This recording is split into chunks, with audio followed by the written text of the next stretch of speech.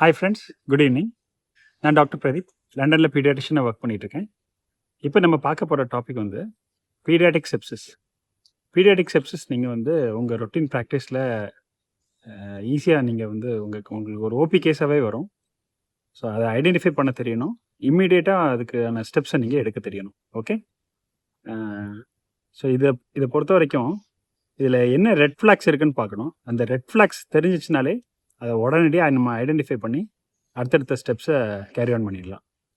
So நம்மளுக்கு முக்கியமான ஆர்கன்ஸ்ன்னு பார்க்கும்போது first comes your brain, second is your lungs, third heart, அதுக்கப்புறம் கிட்னிஸ். இந்த ஆர்டர்லேயே போவோம். ஈஸியாக இருக்கும் உங்களுக்கு ஞாபகம் வச்சுக்கிறதுக்கு.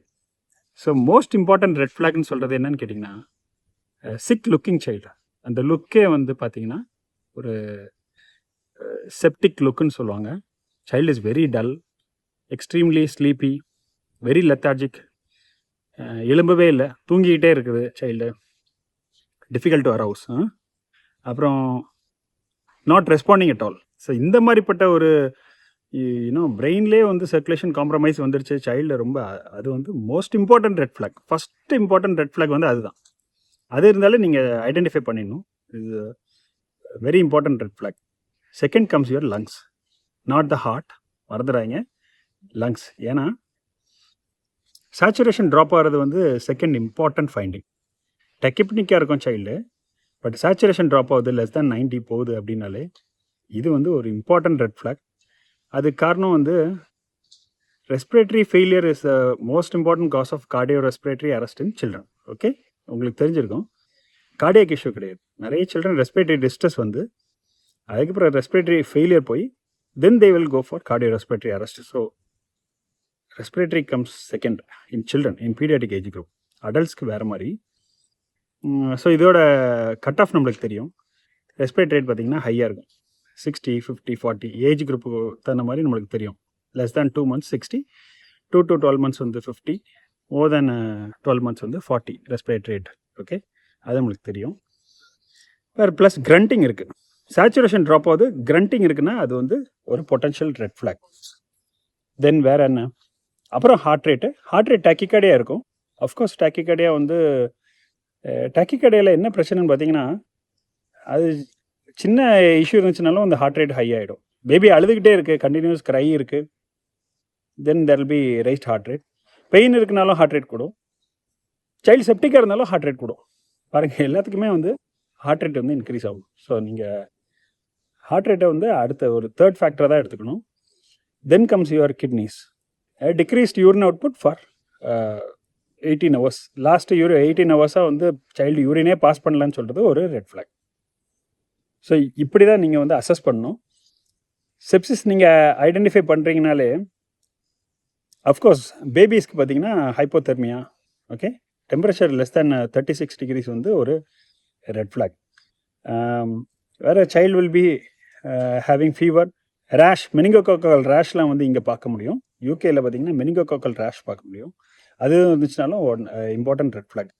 ஸோ எல்லாத்துக்கும் மெயின் ஸ்டே ஆஃப் ட்ரீட்மெண்ட் ஒன்று தான். உடனே நீங்கள் 2 IV கேன்லாம் செக்யூர் பண்ணணும். Most important thing. Expert hands இருந்தாங்கன்னா அவங்கள தான் நம்ம ப்ரிஃபர் பண்ணணும் கேன்லா போடுறதுக்கு. அவங்க 2 கேன்லாம் செக்யூர் பண்ணணும். IV ஃப்ளூயிட்ஸ் போலஸ் உடனே 20 ml/kg நீங்கள் கொடுக்கணும். லாக்டேட் செக் பண்ணி பார்த்தீங்கன்னா ஹையாக இருக்கும், 2 இருக்கும், இல்லை 2 to 4 இருக்கும், 4க்கு மேலெல்லாம் கூட இருக்கும். இந்த சைல்டு இஸ் ஆக்சுவலி வெரி சிக்குன்னு அர்த்தம். Then you have to give your first dose of antibiotic ceftriaxone. 80 mg/kg, 80 to 100 mg/kg you can give for all these children. Okay, first ஹவர்லேயே நீங்கள் இதெல்லாம் பண்ணிடணும்.